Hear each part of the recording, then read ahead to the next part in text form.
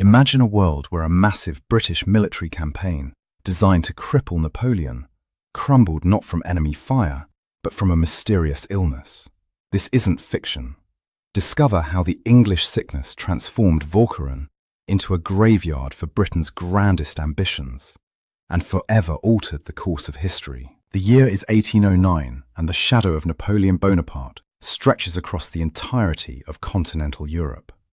The War of the Fifth Coalition is raging, a desperate struggle to contain the French Emperor's insatiable hunger for conquest. On the banks of the Danube, the Austrian Empire, Britain's beleaguered ally, is locked in a death grip with the Grande Armée. Vienna is trembling. The Austrians are begging London for relief, pleading for a diversion, anything that might force Napoleon to turn his gaze away from the East. In the corridors of power in Westminster, the pressure is palpable. War Minister Lord Castlereagh knows that if Austria falls, Britain will stand alone against a united, French-dominated Europe. A second front is not just a strategic option. It is a matter of national survival. But where to strike? The answer lies just across the North Sea, in the murky, tidal waters of the Scheldt estuary. Here sits the port of Antwerp, a location of such strategic importance that Napoleon himself famously described it as a pistol pointed at the heart of England. The Emperor has been busy transforming Antwerp into a naval fortress, constructing a massive fleet intended to challenge the Royal Navy's supremacy. Intelligence reports reaching London suggest that the city's defences are weak, its garrison depleted, and the French distracted by the carnage in Austria. The opportunity is irresistible. A swift, decisive strike, a coup de main, could seize the island of Walcheren at the mouth of the river, smash the dockyards, and burn the French fleet at anchor. It is a bold, aggressive plan intended to secure Britain's safety and save her ally in one stroke. To achieve this grand design, the British government assembles a force of truly staggering proportions. Nothing like it has ever been seen in the history of the island nation. Throughout the summer of 1809, the ports of southern England bustle with frenetic energy. Nearly 40,000 soldiers are mustered, infantry, cavalry, and artillery, including the finest guards regiments and elite light infantry divisions. They are supported by 15,000 horses and a colossal armada. 264 ships of war and 352 transports crowd the anchorage at the Downs, their masts creating a veritable forest upon the water. It is the largest expeditionary force ever to leave British shores, a hammer blow poised to crush the French defences. However, beneath the pageantry and the martial splendour, cracks are already forming in the foundation of the enterprise. Such a massive machine requires a commander of singular vision and drive. Instead, the political machinery of the day appoints John Pitt, the second Earl of Chatham. The brother of the late Prime Minister, William Pitt, Chatham is a man known more for his high connections than his martial vigour. His reputation is one of lethargy and notorious lateness, a man who rises at noon and conducts war at a gentleman's pace. To command the naval element, the Admiralty appoints Sir Richard Strachan, a brave but impatient officer. This pairing of the lethargic Earl and the impulsive Admiral creates a command structure defined not by unity, but by friction. Yet, as the great fleet weighs anchor in late July, optimism reigns supreme. The soldiers, resplendent in their red coats, crowd the decks, cheering as the white cliffs fade into the mist. They believe they are sailing to glory, to a quick and decisive victory over the French. They envision storming the ramparts of Antwerp and returning home as heroes before the autumn leaves turn.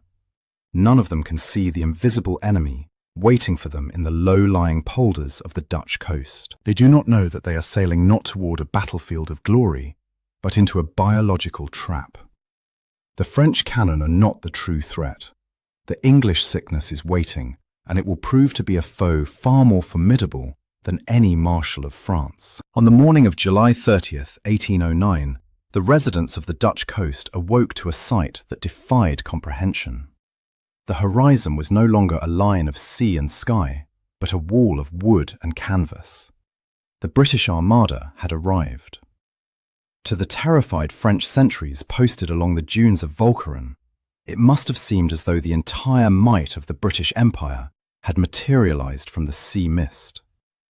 The landings began at the Brisand, a stretch of beach on the northern side of the island. Unlike the bloody, contested landings of future wars, this initial push met with surprisingly light resistance. The French forces, scattered and unprepared for an invasion of this magnitude, largely melted away before the waves of Redcoats wading through the surf. The early reports sent back to the flagship were jubilant. The beachhead was secure. The British Army was ashore on enemy soil, and the operation, so complex on paper, appeared to be unfolding with the precision of a drill-square maneuver. General Sir John Hope, a capable and energetic officer, immediately pushed his division forward to the neighbouring island of South Beveland. His movement was swift and decisive, capturing key positions and effectively securing a pathway toward the ultimate prize, Antwerp. At this moment, the French defences were in disarray. The road to the dockyards lay open, the pistol pointed at the heart of England, unguarded and vulnerable. A rapid advance, a forced march of a few days, might have ended the campaign in a glorious stroke of strategic genius. But here, the lethal friction of command began to grind the gears of the expedition to a halt. The Earl of Chatham, armed with his massive siege train and heavy artillery, turned his gaze not toward the distant prize of Antwerp, but toward the immediate obstacle of Flushing. This fortified port on the southern tip of Walcheren was a thorn in the side of the navy, certainly, but military doctrine and common sense dictated that speed was the essence of a coup de main. Yet, Chatham hesitated. Rather than bypassing the town or masking it with a smaller force, while the main army raced inland, he decided to bring the full weight of his expedition to bear upon it. The army halted. The momentum, that most precious commodity in warfare, began to bleed away into the sandy soil. For nearly 2 weeks, the British Army busied itself with the formal rituals of 18th century siege warfare. Trenches were dug, batteries were established, and heavy mortars were dragged through the mire. Then the bombardment began. It was a display of firepower that shook the very foundations of the island. For days, the sky over Flushing was choked with smoke as British cannons and the terrifying new Congreve rockets rained destruction upon the town. The French garrison, trapped and outgunned, endured a hellscape of exploding shells and crumbling masonry. The town hall, the churches, and the homes of the Dutch civilians were reduced to rubble. Finally, on August 15th, the silence returned. The French commander, seeing the hopelessness of his position, surrendered. The Union Jack was hoisted above the smoking ruins of Flushing. To the soldiers cheering in the ranks, it felt like a magnificent victory. They had smashed a fortified city and taken thousands of prisoners with minimal losses. Bands played and officers toasted the success in their mess tents. In London, the news was greeted with relief and celebration. The first phase of the grand strategy was complete. However, amidst the smoke of celebration, a darker reality was taking hold. The capture of Flushing had cost the expedition something far more valuable than gunpowder: time. 2 critical weeks had vanished. While Chatham congratulated himself on a textbook siege, the French marshals were frantically rushing reinforcements to Antwerp. They were flooding the polders, turning the fields into impassable lakes, and strengthening the crumbling walls of the city. The window of opportunity, once wide open, was beginning to creak shut. Moreover, the British Army was now stationary, camped not on solid ground, but on the low-lying sodden polders of Walcheren. This was land reclaimed from the sea, sitting below the high tide mark, a landscape of stagnant ditches, brackish water, and humid air. It was late summer, a time the locals knew well as the fever season. As the adrenaline of the bombardment faded, the soldiers found themselves billeted in damp barns or sleeping on the wet earth, surrounded by the foul miasma of the marshes. The air was thick with insects, and the water they drank was tainted. The victory at Flushing had been won, but the army was now idling in a biological kill zone, utterly unaware that the ground beneath their boots was about to turn against them with a vengeance. The silence that followed the fall of Flushing was not the peaceful quiet of victory. It was the heavy, suffocating stillness of the grave. As the British army settled into its encampments, waiting for orders that never seemed to come, a subtle shift occurred in the atmosphere. It began innocuously enough.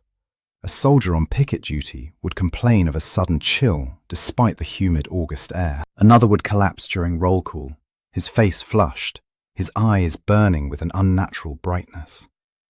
At first, the regimental surgeons dismissed these cases as simple fatigue or the result of damp bivouacs. But within days, the trickle of sick men turned into a deluge.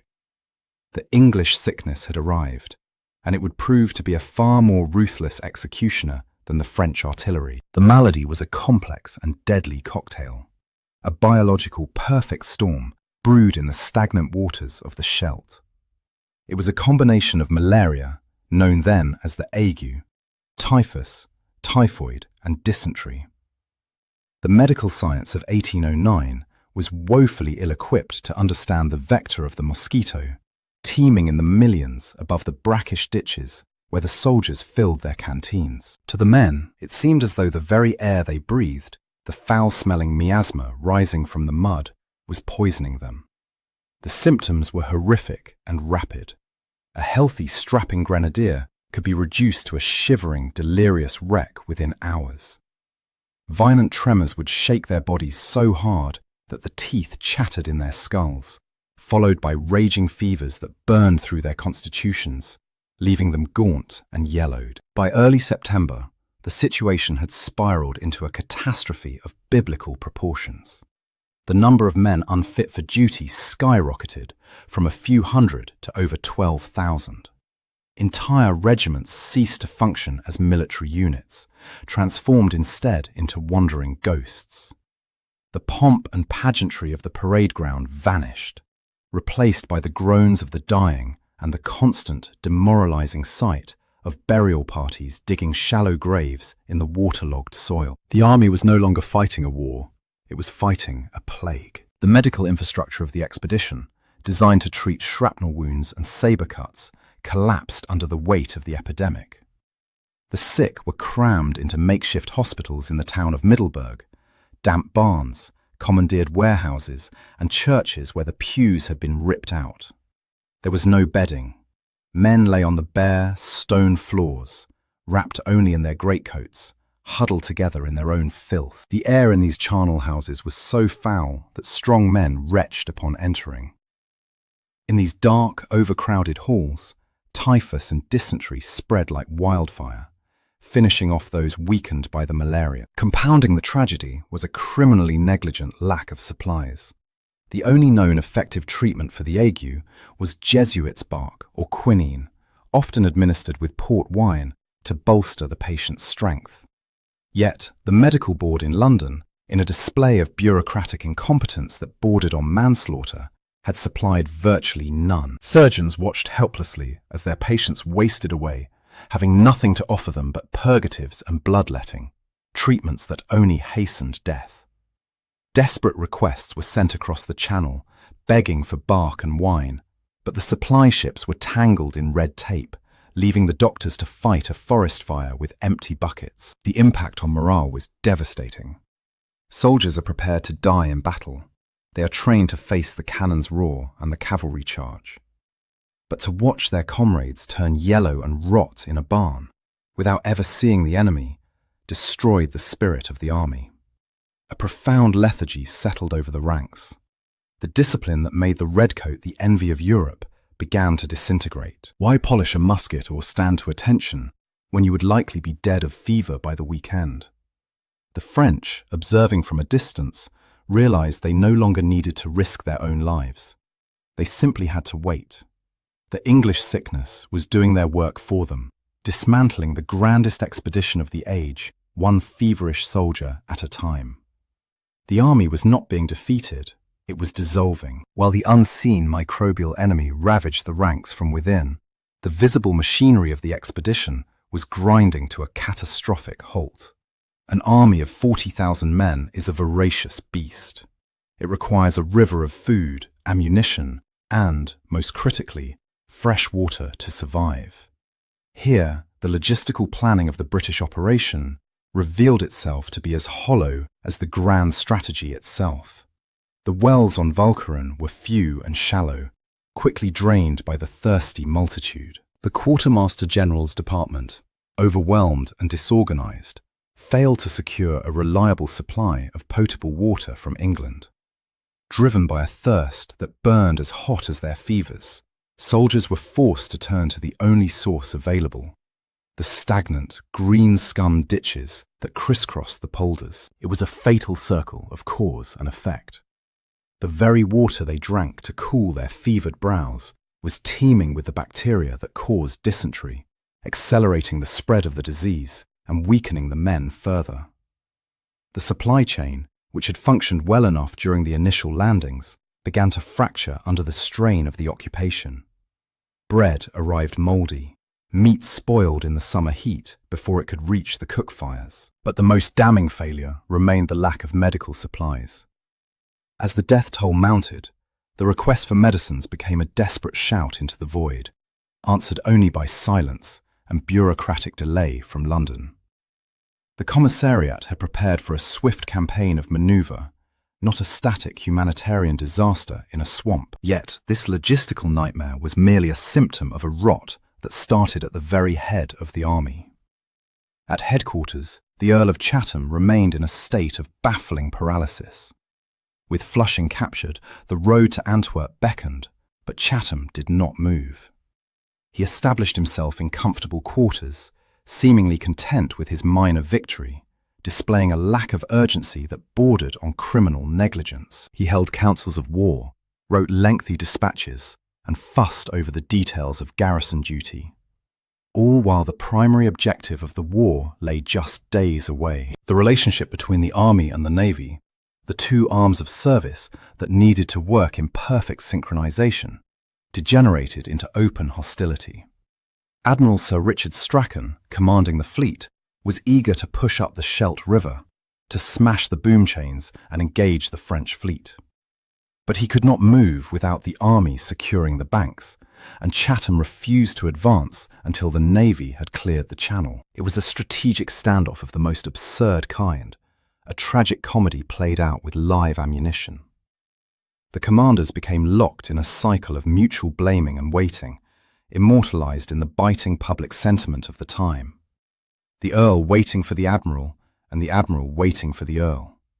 While they bickered and drafted letters of complaint, the momentum of the campaign withered and died. While the British commanders played their game of statues, the French were galvanized into action. The initial shock of the invasion had worn off, replaced by a frenetic energy to save the Empire's northern fleet. Napoleon, far away in Austria, had dispatched Marshal Bernadotte to take command of the defences at Antwerp. Bernadotte was no lethargic aristocrat. He was a seasoned veteran of the Revolutionary Wars. He immediately grasped the gravity of the situation. He conscripted thousands of labourers and National Guardsmen to reinforce the city's crumbling walls. He mounted new batteries of cannon along the river bends, creating a gauntlet of fire that any approaching British ship would have to endure. Most ruthlessly, Bernadotte ordered the sluice gates opened. He flooded the countryside surrounding Antwerp, turning the approaches to the city into a vast, impassable lake. The open window that British intelligence had promised, the weak defences and the distracted garrison, had been slammed shut and barred. By the time Chatham finally considered moving his sick and demoralised army toward Batz at the end of August, the reality was staring him in the face. Antwerp was no longer a vulnerable prize. It was an impregnable fortress, manned by 30,000 French troops and surrounded by water. The coup de main was dead. The grand ambition of destroying Napoleon's fleet had been defeated not by a great battle, but by a failure to understand the value of time. The British army stood knee-deep in Dutch mud, looking down a road they could no longer travel, defeated by their own hesitation. The turning point was subtle but undeniable.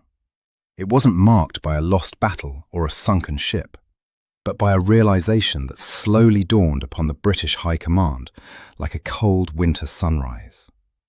The moment for victory had passed. The coup de main, that swift lightning strike intended to catch the French sleeping, relied entirely on speed and surprise. Both were now long gone, squandered in the trenches of Flushing and the debating rooms of headquarters. By late August 1809, the strategic landscape had shifted fundamentally.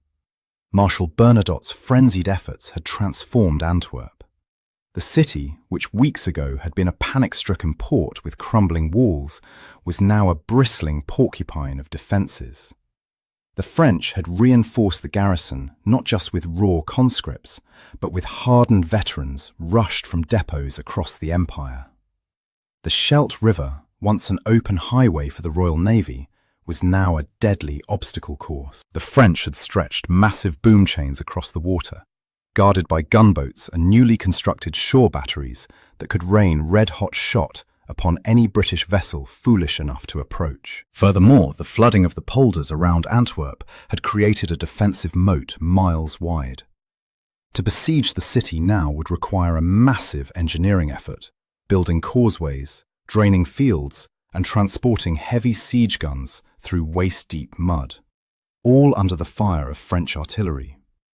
It was a task that would daunt a fresh, healthy army. For Chatham's force, it was an impossibility. His regiments were no longer fighting units, they were mobile hospitals. A siege of Antwerp would not be a military operation, it would be a death march.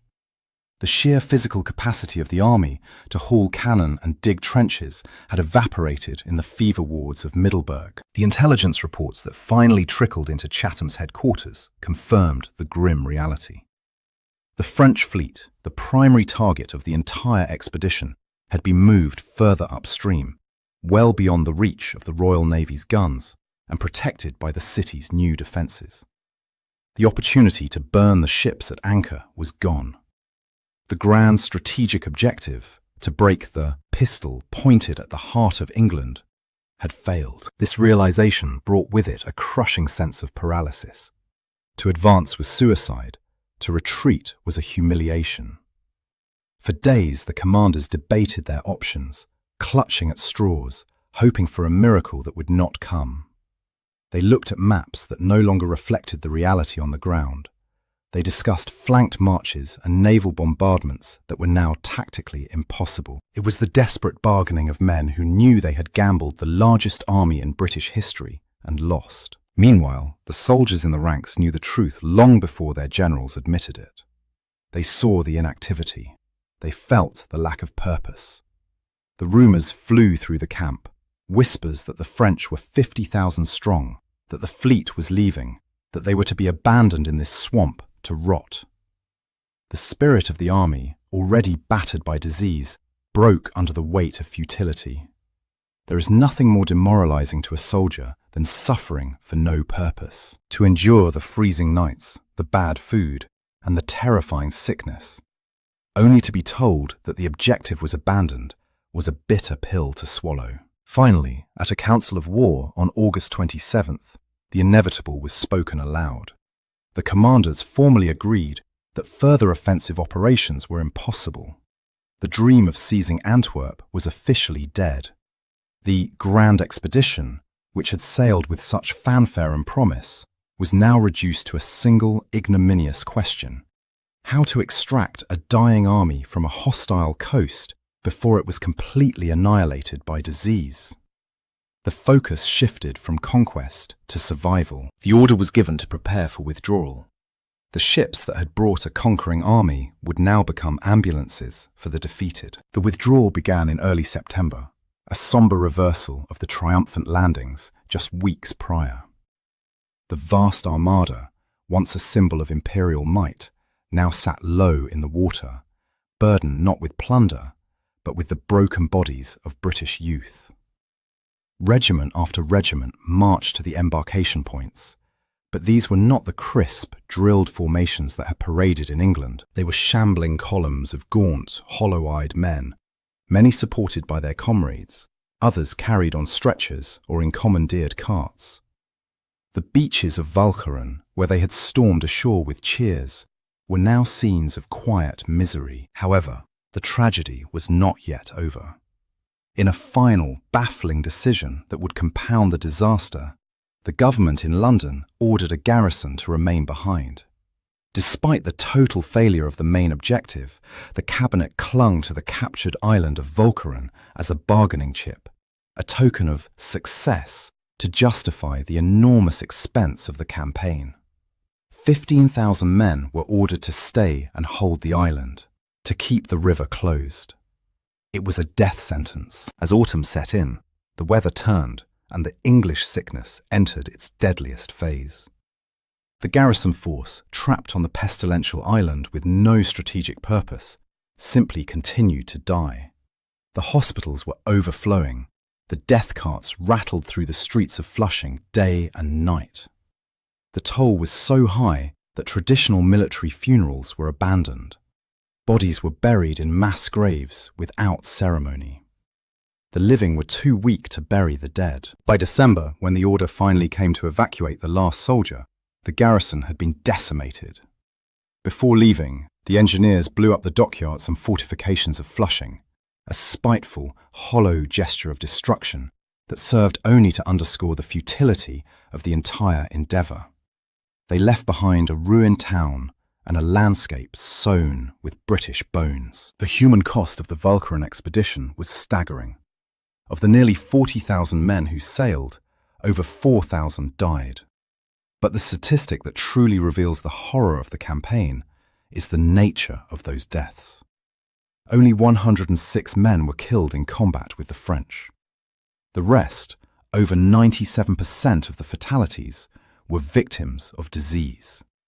They died shaking with fever, their lungs filled with fluid, their bodies wasted by dysentery.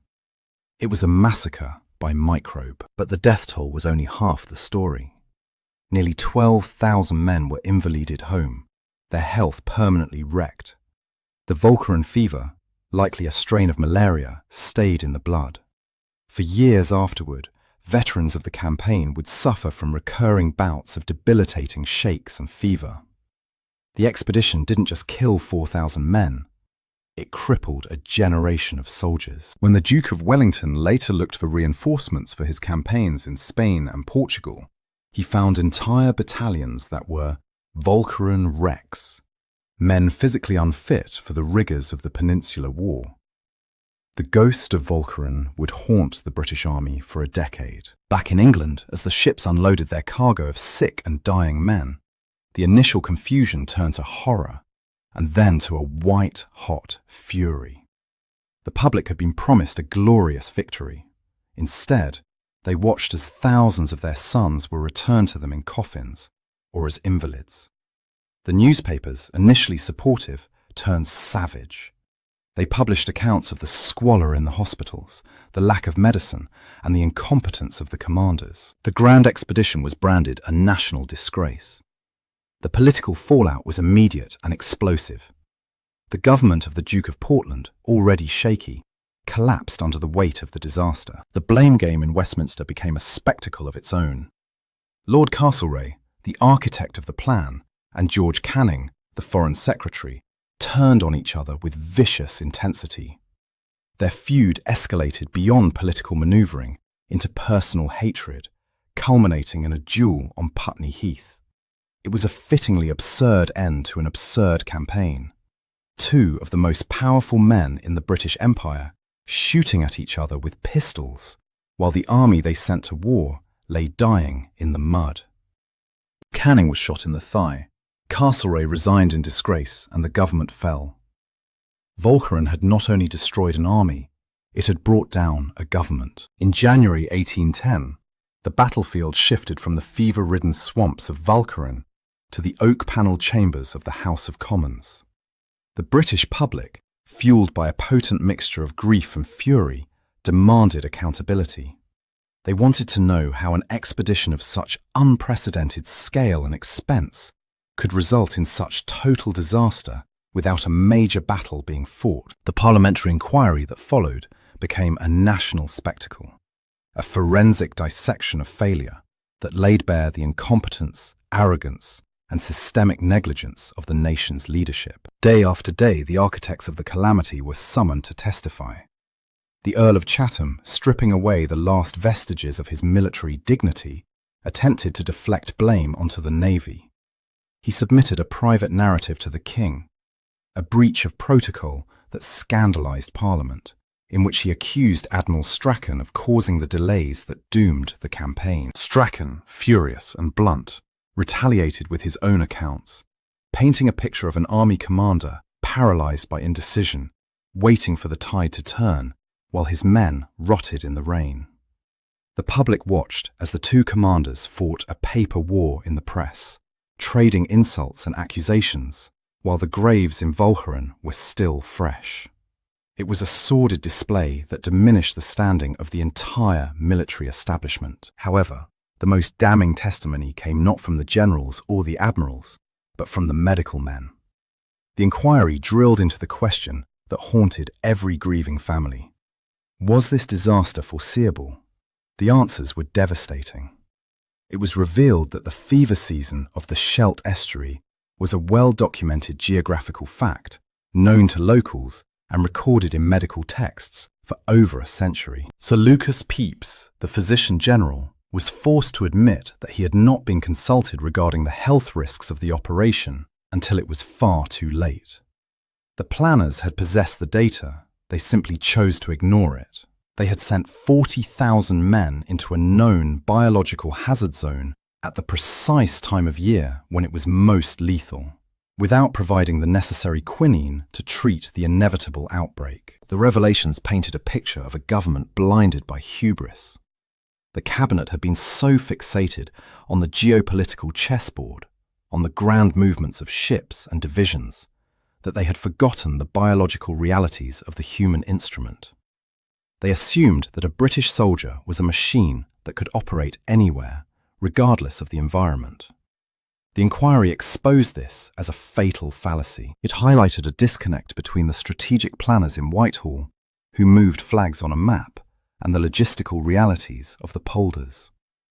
The English sickness was not an act of God, it was a consequence of administrative negligence. Though the new government managed to survive the vote of censure by a narrow margin, largely through political manoeuvring and the closing of ranks, the moral verdict was clear. The reputation of the Earl of Chatham was irretrievably destroyed. He would never hold active command again. The expedition was branded as a cautionary tale of what happens when political desperation overrides military prudence. The inquiry served as a grim post-mortem, cataloguing every missed opportunity, every delayed order, and every missing crate of medicine.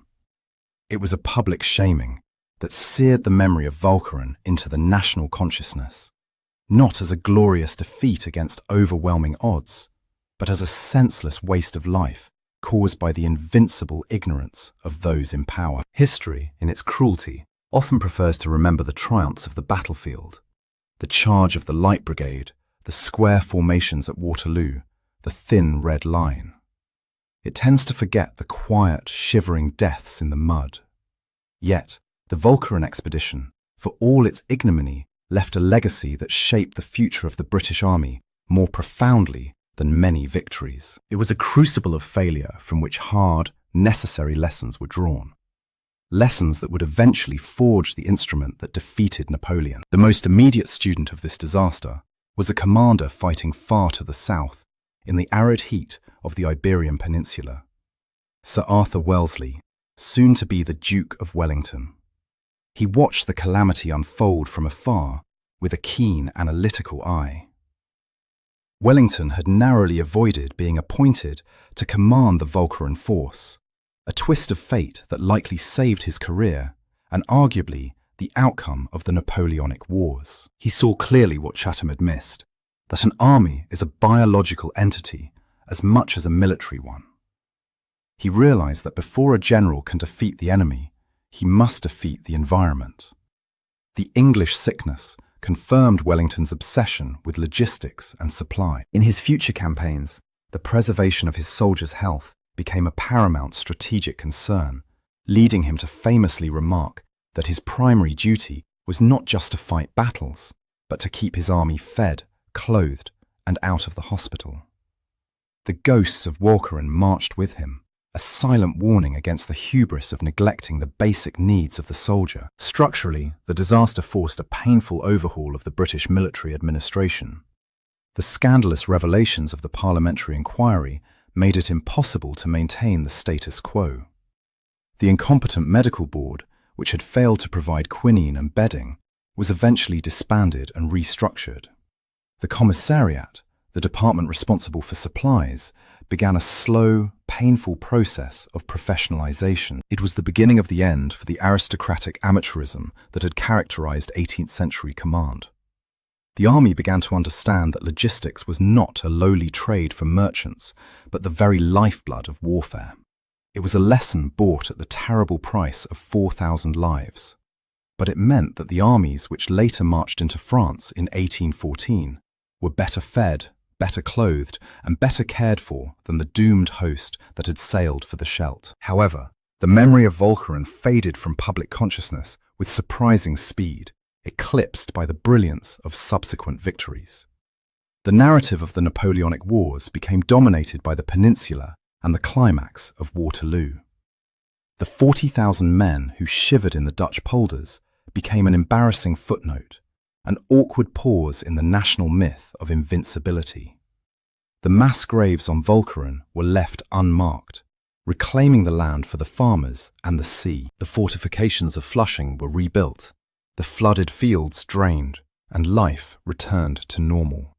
The English sickness retreated into the medical textbooks, a grim case study of malaria in Northern Europe. Yet, for the historian, Walcheren remains a vital, if tragic, chapter. It stands as a timeless monument to the dangers of strategic, wishful thinking. It exposes the peril of politicians believing that sheer will and vast expenditure can overcome the realities of geography and biology. The British cabinet wanted a second front. They wanted a victory to shore up a failing alliance. In their desperation, they ignored the map, they ignored the calendar, and they ignored the warnings of their own doctors. They sent the largest army of the age to fight a war against nature. And nature won. Today, the Walcheren expedition serves as a haunting reminder that the greatest enemy in war is often not the opposing army, but the arrogance of one's own commanders. The English sickness was not merely a fever of the blood, it was a fever of the mind, a delusion that plans drawn in London would inevitably succeed simply because they were British. The 4,000 men who lie beneath the Dutch soil are the silent witnesses to this truth. They did not die for glory, nor did they die to save their country. They died because their leaders forgot that in the grim calculus of war, the most formidable foe is often the one you cannot see, cannot shoot, and cannot command. The Walcheren expedition was meant to be the hammer blow that shattered Napoleon's empire. Instead, it became a self-inflicted wound that nearly bled Britain dry.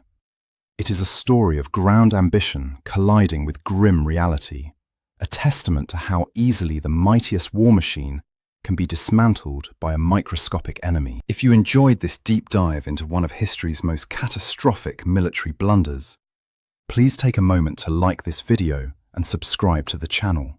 We have many more stories from the Redcoat era, uncovering the triumphs and the tragedies of the British Empire. What do you think was the biggest failure of the expedition?